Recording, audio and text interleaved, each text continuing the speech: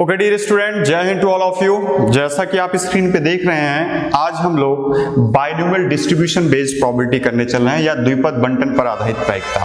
देखिए होता क्या है कि प्रोबेबिलिटी चैप्टर में बहुत टाइप्स के क्वेश्चंस होते हैं। There are many types of questions. उन्हीं टाइप्स में से ये एक टाइप का क्वेश्चन है। तो आज हमें इस टाइप के क्वेश्चंस पे कमांडिंग करनी है, जो कि वीडियो के एंड में हो जाएगा। कमांडिंग करने के लिए हम आपको इस पे 2 पॉइंट्स पे फोकस करेंगे। उन दोनों पॉइंट्स को एग्जाम्पल पे लगा करके आपको दिखाएंगे और फिर आपको बिल्कुल आसानी से ये चीज क्लियर हो जाएगी। तो आइए सबसे पहले हम समझते हैं कि अपने वीडियो में आज टॉपिक क्या क्या हम कवर करने जा रहे हैं। तो पहला टॉपिक जो हमारा रहेगा कि वो ये है कि द्विपद बंटन प्रायिकता में कहाँ लगाएं। दैट इज, जब भी प्रोबेबिलिटी का कोई भी क्वेश्चन हमारे सामने आए तो हम ये डिसाइड कर सकें कि उस क्वेश्चन पे बाइनोमियल डिस्ट्रीब्यूशन लगेगा कि नहीं लगेगा।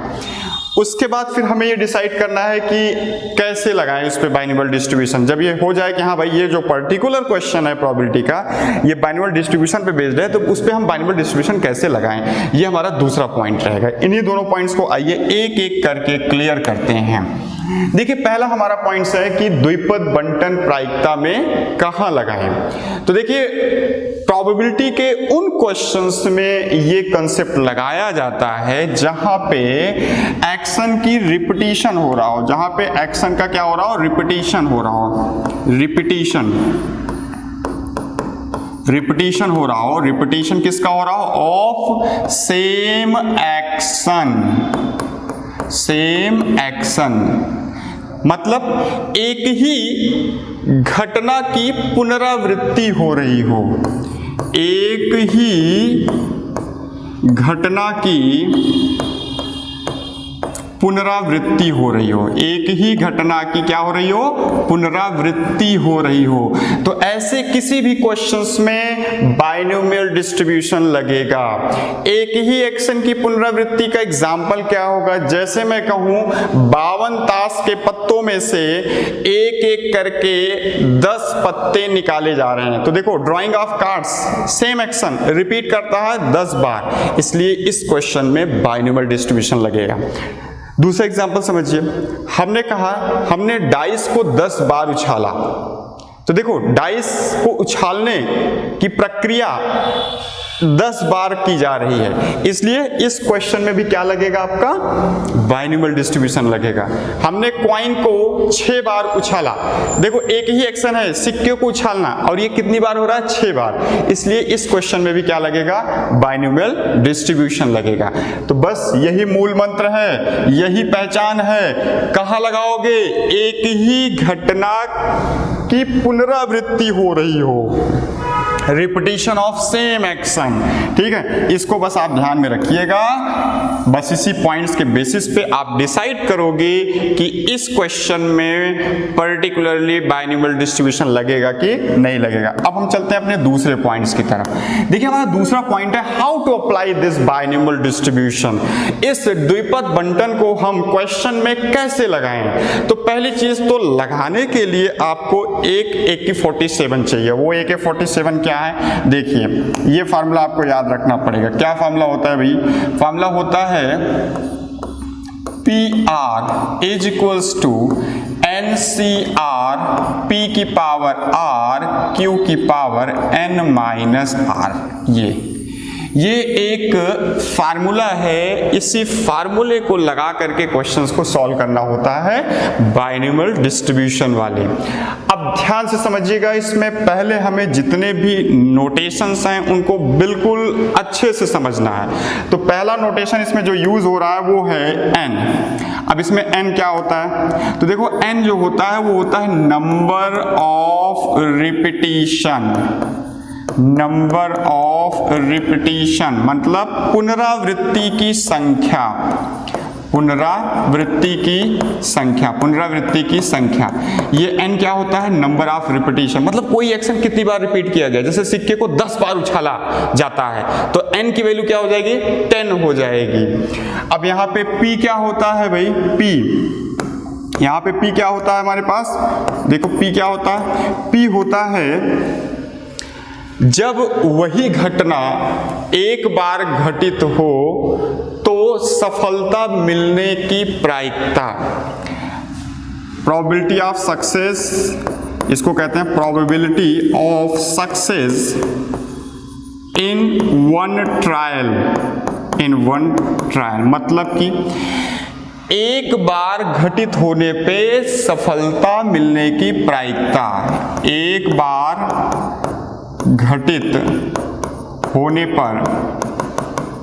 पर सफलता मिलने की प्रायिकता, सफलता मिलने की प्रायिकता, मिलने की प्रायिकता, एक बार जब घटना घटित हो तो आपको सफलता मिलने की जो प्रायिकता होती है वही क्या कहलाता है, P कहलाता है। नहीं क्लियर हुआ? ऐसे समझिए, हमने सिक्के को 10 बार उछाला तो 4 बार हेड आने की प्रोबेबिलिटी क्या होगी, तो n की वैल्यू 10 हो गई और यहाँ पे हेड आना, उसकी रिक्वायरमेंट क्या है, हेड आने की प्रोबेबिलिटी। किसकी प्रोबेबिलिटी पूछ रहा है, हेड आए, तो जो हेड है, getting head in one trial, कहने का मतलब जब सिक्कों को एक बार उछाला जाए तो हेड आने की जो प्रायिकता होगी उसी को P कहेंगे। Q क्या होता है भाई, देखो Q क्या होता है, Q सिंपल सा होता है, Q होता है 1 माइनस P। जब भी आप P निकाल लोगे तो उसको एक में से जब घटा दोगे तो आपको Q मिल जाएगा, और इसका मीनिंग क्या होता है, प्रोबेबिलिटी ऑफ नॉन अकरेंस, ठीक है, प्रोबेबिलिटी ऑफ फेलियर कह सकते हो। R क्या होता है, देखो R क्या होता है, R होता है number of success required, number of success required, कहने का मतलब ये हुआ कि जब भी आप सेम एक्शन को रिपीट करो तो जो आप जिसकी प्रोबेबिलिटी चाह रहे हो वो कितनी बार आए, ठीक है, जो प्रोबेबिलिटी चाह रहे हो कितनी बार है, नंबर ऑफ सक्सेस रिक्वायर्ड, ठीक है। सफलता पाने की संख्या, कितनी बार आप सफलता चाहते हो। जैसे आप अगर एनडीए का पेपर देते हो 10 बार, तो अगर आपसे कहो कि हमें 9 बार सफल होना है रिटन में, इसकी प्रायिकता क्या होगी, तो एन वैल्यू यहाँ पे 10 हो जाएगी क्योंकि आपने एनडीए का पेपर 10 बार दिया। दूसरा आर क्या हो जाएगा, आर हो जाएगा कितनी बार सफल होना चाहते हैं आप, 9 बार सफल होना चाहते हैं, तो आर की वैल्यू क्या हो जाएगी, 9 हो जाएगी, ठीक है। इसी तरीके से अगर मैं कहूँ हमने क्वाइन को 10 बार उछाला तो 4 बार हेड आने की प्रायिकता, तो कितनी बार हेड चाहिए आपको, 4 बार हेड चाहिए, तो आर की वैल्यू क्या हो जाएगी, 4 हो जाएगी, ठीक है। तो ये सारे नोटेशंस होते हैं। और यहाँ पे पी आर क्या होता है, देखो ये जो पी आर है ना, इसको कहते हैं probability of getting R success. इसको क्या कहते हैं, इसको कहते हैं probability of getting R success. इसको क्या कहते हैं, probability of getting R success, R बार सफलता पाने की प्रायिकता, ठीक है। देखिए एक बार सही से सारे नोटेशंस को क्लियर कर लीजिए। एन क्या होता है, नंबर ऑफ रिपीटिशन, पुनरावृत्ति की संख्या, कितनी बार सेम एक्शन रिपीट हो रहा है वही एन कहलाता है। पी क्या होता है, probability of success in one trial, कहने का मतलब है जब वही एक्शन एक बार किया जाए तो जो जिसकी प्रोबेबिलिटी क्वेश्चन में पूछी जा रहा है उसकी क्या प्रायिकता होगी आने की, ठीक है। तो एक बार घटित होने पे सफलता मिलने की प्रायिकता P होता है। Q क्या होता है, 1 माइनस P होता है। R क्या होता है, नंबर ऑफ सक्सेस रिक्वायर्ड, कितनी बार आपको सक्सेस चाहिए, ये आपका R कहलाता है, सफलता पाने की संख्या, ठीक है। तो हमने इस तरीके से दूसरा पॉइंट भी क्लियर कर लिया। अब आइए इन्हीं दोनों पॉइंट्स को एक एक करके एग्जाम्पल पे लगा के चेक करते हैं। देखिए पहला एग्जाम्पल देखिए, ध्यान से देखिए। इसमें कह रहा है कि कोई व्यक्ति किसी लक्ष्य को साधने की प्रायिकता 3/4 है। मतलब कोई व्यक्ति जो है शूट करेगा किसी टारगेट पे, तो उसके शूट करने की प्रोबेबिलिटी दिया हुआ है 3/4, ठीक है। मतलब एक बार जब वो शूट करेगा तो हिट कर जाएगा टारगेट पे, इसकी प्रायिकता है 3/4, ठीक है। आगे क्या कह रहे हैं, वह 5 प्रयास करता है, कितनी बार सेम एक्शन को रिपीट करता है, 5 टाइम्स। तो एन की वैल्यू यहाँ पे क्या हो जाएगी, जरा सोच के बताइएगा। मैं एन की वैल्यू यहाँ पे क्या हो जाएगी, जरा सोच के बताइए। एन की वैल्यू यहाँ पे हो जाएगी, एन की वैल्यू हो जाएगी यहाँ पे 5। क्यों भाई, क्योंकि उसने 5 टाइम्स एफर्ट किया है, 5 बार उसने शूटिंग का प्रयास किया है, n की वैल्यू 5 हो जाएगी। अच्छा, तो उसके लक्ष्य के 3 बार साधने की प्रायिकता, r की वैल्यू क्या हो जाएगी, r हो जाएगी 3। क्यों भाई, क्योंकि वो 3 बार हिट करना चाहता है, आउट ऑफ 5 टाइम्स वो 3 टाइम्स हिट करना चाहता है, r की वैल्यू 3 हो जाएगी। p क्या हो जाएगी, p का मतलब होता है एक बार जब वही एक्शन परफॉर्म किया जाए तो हिट करने की प्रोबेबिलिटी। ठीक है, तो एक बार जब एक्शन परफॉर्म किया जाए तो हिट करने की प्रोबेबिलिटी देखो कितना दिया हुआ है, 3/4 दिया हुआ है। अच्छा, q क्या हो जाएगा, q हमेशा 1 माइनस p करके निकाला जाता है, तो ये हो जाएगा 1 minus p, that is 1 minus 3/4, that is 1/4। ये क्या हो गया, q हो गया। ठीक है, सारे पैरामीटर्स सबसे पहले इसी तरीके से आपको पहचानना होता है। पहली चीज तो हमने पहले पॉइंट्स को क्लियर किया कि ये क्वेश्चन जो है वो बाइनोमियल डिस्ट्रीब्यूशन का है, क्योंकि सेम एक्शन जब शूट करने का जो एक्शन है वो रिपीटेडली 5 टाइम्स परफॉर्म किया जा रहा है, तो एंड इसलिए यहाँ पे बाइनोमियल डिस्ट्रीब्यूशन लगेगा। अब जब बाइनोमियल डिस्ट्रीब्यूशन कंफर्म हो गया तो सारे पैरामीटर्स को फिल्टर कर लीजिए और फिर उसी को उठा करके AK47 में डाल दीजिए। AK47 हमारा क्या है, probability of getting R success is equals to होता है NCR P की पावर R Q की पावर N माइनस R, यही तो होता है फार्मूला। अब यहाँ सारे रख दीजिए, N कितना है 5, तो हो जाएगा 5C, R कितना है 3 इंटू P, P की वैल्यू हो जाएगा 3/4 की पावर कितना हो जाएगा R, दैट इज 3, Q कितना है 1/4 की पावर कितना हो जाएगा 5 माइनस 3, दैट इज 2। अब आइए सिंप्लीफाई करते हैं। देखो 5C3 का मतलब होता है, ध्यान से देखिएगा, 5C3 का मतलब होता है 5C2, और 5C2 का मतलब 5 को घटते हुए क्रम में 2 बार मल्टीप्लाई करो डिवाइडेड बाई 2 को घटते हुए क्रम में 1 तक ले जाओ। ठीक है, ये NCR निकालने का ट्रिक है। तो ये कितना हो जाएगा, 10 हो जाएगा। ये हो गया 10 इंटू ये हो जाएगा 27 डिवाइडेड बाई 64 इंटू 1/16। ठीक है, ये आ गया। अब देखिए यहाँ पे थोड़ा सा काट लिया जाए इसको, 2 से कटेगा, 2 से ये 5 हो जाएगा और ये 8 हो जाएगा। अब ये कितना हो जाएगा, 135 हो जाएगा डिवाइडेड बाय 512 हो जाएगा। ये आपका फाइनल कैलकुलेशन होकर के option A is the correct one. ठीक है, इस तरीके से हमने ये समझा कि किस प्रकार से इस पर्टिकुलर क्वेश्चन में हमने डिसाइड किया कि बाइनोमियल डिस्ट्रीब्यूशन लगेगा, फिर उसके बाद हमने डिसाइड किया कि कैसे पैरामीटर्स पहचान करके उसको फार्मूले में रख करके आंसर निकालना है। ठीक है, आइए चलते हैं अनदर क्वेश्चन की तरफ। देखिए हमारा दूसरा क्वेश्चन है। दूसरा क्वेश्चन आपसे क्या कह रहा है, दूसरा क्वेश्चन कह रहा है कि अ डाई इज थ्रोन 5 टाइम्स। ठीक है, अब देखो डाइस को 5 टाइम्स थ्रो किया जा रहा है, तो यहाँ पे ये कंफर्म हो गया कि ये जो क्वेश्चन है हिंदी में क्या करें, एक पासे को 5 बार उछाला जाता है, तो पासे को उछालने की प्रक्रिया रिपीट हो रही है 5 टाइम्स, तो n की वैल्यू हो जाएगी यहाँ पे 5, क्योंकि सेम एक्शन यहाँ रिपीट कर रहा है इसलिए बाइनोमियल डिस्ट्रीब्यूशन लगेगा। यदि पासे पे विषम संख्या आना सफलता हो, अब देखो सफलता क्या है, गेटिंग ऑड फेस वैल्यू। अब ये बताओ कि जब आप डाइस को एक बार उछालते हो तो विषम संख्या आने की प्रायिकता क्या होती है, तो विषम संख्या कितनी होती है, टोटल 3 होती है, 3 डिवाइड बाई 6 दैट इज 1/2। तो विषम संख्या आने की प्रायिकता कितनी हो जाएगी, विषम संख्या आने की प्रायिकता, डाइस को एक बार उछालने पे विषम संख्या आने की प्रायिकता हो जाएगी 3/6 दैट इज 1/2। ठीक है, 1/2 हो जाएगी पी की वैल्यू। क्यू की वैल्यू क्या हो जाएगी, 1 माइनस 1/2 करोगे ये हो जाएगा 1/2 हो जाएगा। अब देखो इसमें थोड़ा सा आर की वैल्यू क्या हो जाएगी, अब देखो ये कह रहा है कम से कम 4 सफलता मिलने की प्रायिकता, मतलब 5 बार जब डाइस को उछाला जाए तो कम से कम 4 बार क्या मिले, ऑड फेस वैल्यू मिले।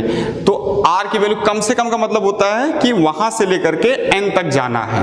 ठीक है, कम से कम का मतलब होता है कि जितनी बार वो कह रहा है, जैसे कह रहा है कम से कम 4, तो कम से कम 4 का मतलब होता है 4 से लेकर के n तक जाओ। n की वैल्यू क्या है 5, तो 4 से 5 तक जाना है, तो r की वैल्यू 4 होगी एंड 5 होगी। r की वैल्यू क्या क्या होगी, r की वैल्यू आपकी होगी एक तो 4 और दूसरी होगी 5। देखो r की 2 वैल्यूज होंगी, कम से कम वर्ड यूज किया ना इसलिए।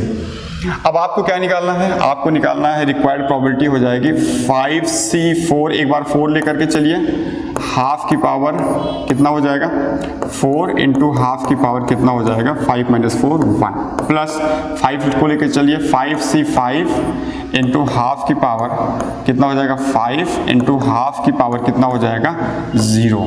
ठीक है, ये रिक्वायर्ड प्रोबेबिलिटी आपको देने वाला है।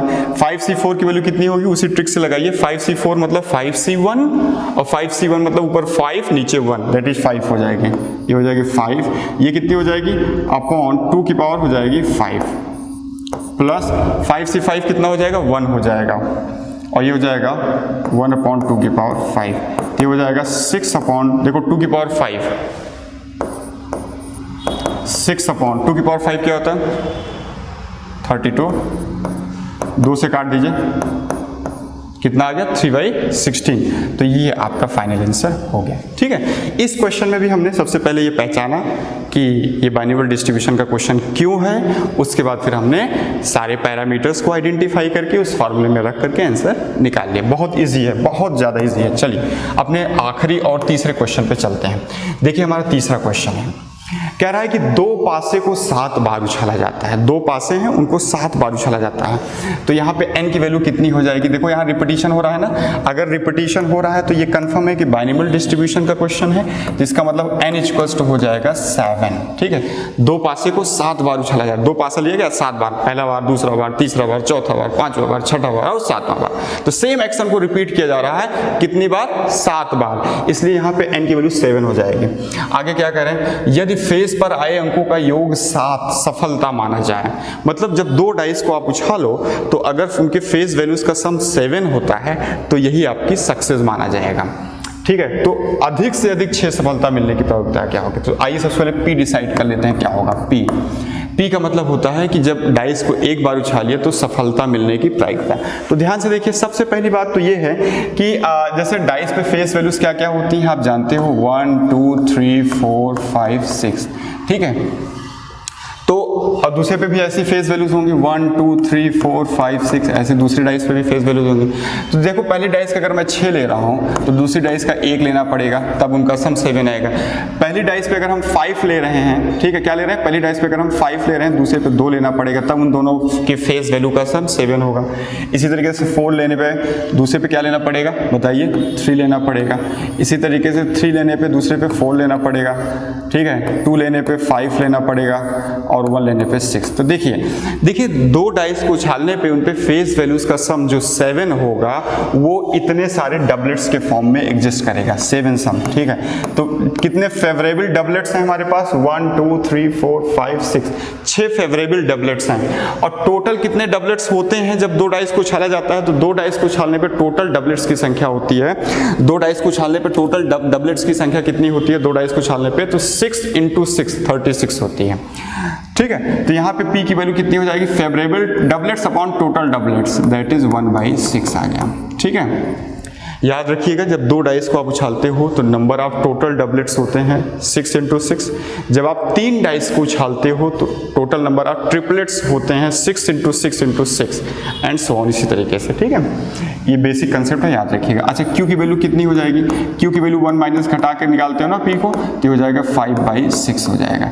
तो NPQ आ गया। R देखो बहुत इंपॉर्टेंट है, कह रहा है अधिक से अधिक 6 सफलता मिले, अधिक से अधिक 6 सफलता चाहिए उसको। अधिक से अधिक 6 सफलता का मतलब होता है कि 6 या 6 से 1 तक जाओ। ठीक है, 6 या 6 से 0 तक जाओ। सॉरी, R की वैल्यू यहाँ पे होगी 0 1 2 3 4 5 6। अधिक से अधिक 6 का मतलब होता है 6 या 6 से लेकर के 0 तक। ठीक है, पीछे जाना है। ठीक है, तो R की इतनी सारी वैल्यूज हैं। ठीक है, अब देखो n हमारे पास क्या है, n हमारे पास है, ध्यान से देखिएगा, 0 1 2 3 4 5 6 7। n हमारे पास ये सारी वैल्यूज हैं। मतलब आपको या तो 0 बार सफलता मिलेगी या तो 1 बार सफलता मिलेगी, 2। मतलब ये R की पॉसिबल वैल्यूज हैं। ठीक है, ये सारी R की क्या है, पॉसिबल वैल्यूज हैं। आर इतने तरीके से अकर हो सकता है, आर की इतनी सारी वैल्यूज पॉसिबल है, या तो 0 बार सफलता मिलेगा, या तो 1 बार सफलता मिलेगा, या तो 2 बार सफलता मिलेगा, 7 बार में आउट ऑफ 7 टाइम्स में, या तो 3 बार सफलता, या 7 के 7 बार सफलता में। तो देखो आर की वैल्यू अगर आपको निकालना है 0 से लेकर के 6 तक, तो इसी चीज को आप निकाल सकते हो 1 माइनस आर की वैल्यू 7। इसी चीज को क्या निकाल सकते हो, तो required probability, that is probability of 0, 1, 2, 3, 4, 5, 6 को लिखा जा सकता है 1 माइनस प्रोबेबिलिटी ऑफ 7। देखिए वहां से देखिए 1 माइनस प्रोबेबिलिटी ऑफ 7, उल्टी चाल चल रही है, ठीक है। 0 से लेकर के यहां तक की प्रोबेबिलिटी को निकाल सकते हो 1 माइनस ये प्रोबेबिलिटीज, ठीक है। अब देखो वही हमने लगाया यहाँ पे। अब देखो हमें निकालना 1 minus probability of 7। Probability of 7 मतलब होता है कि 7 टाइम्स सक्सेस मिले, तो 7 हो जाएगा। P कितना है 1/6 है, इसकी पावर कितना हो जाएगा, कितना लगाते हो 7, 1/6 की पावर 7 इंटू 5/6 की पावर कितना हो जाएगा 0 हो जाएगा, ठीक है। अब इसको सिंप्लीफाई करोगे तो 1 माइनस, देखो 7 से 7 1 होता है, 1/6 की पावर ये हो जाएगा 7 और ये तो 0 हो जाएगा। तो यही आपकी रिक्वायर्ड प्रोबेबिलिटी आ गई, that is this is your correct answer, ठीक है। तो इस तरीके से हमने इस क्वेश्चन पे भी समझा कि बाइनोमियल डिस्ट्रीब्यूशन कैसे लगाना है, क्यों लगाना है। पहले तो क्यों लगाना है इसका जवाब हमने ढूंढा, क्योंकि यहाँ पे रिपीटिशन हो रहा है सेम एक्शन का। और फिर जब हमने ये डिसाइड कर लिया क्यों लगाना है, फिर हमने ये डिसाइड किया कि कैसे लगाना है। तो कैसे लगाने के लिए हमने सारे पैरामीटर्स किए। देखो इसमें हमने 3 एग्जाम्पल लिए, एक एग्जाम्पल कम से कम का था, दूसरा एग्जाम्पल अधिक से अधिक का था, और तीसरा एग्जाम्पल सिंपल था जिसमें आर की एक ही वैल्यू थी। इन तीनों टाइप के क्वेश्चंस को हमने कवर किया। इस टाइप में, प्रोबेबिलिटी की इस टाइप में इन्हीं 3 प्रकार से क्वेश्चंस आपसे डिस्कस किए जाते हैं, जिसका हमने एक एक एग्जाम्पल आपको समझा दिया, ठीक है। प्रैक्टिस और करिए। मिलते हैं अपने नेक्स्ट वीडियो में, तब तक के लिए Jai Hind to all of you.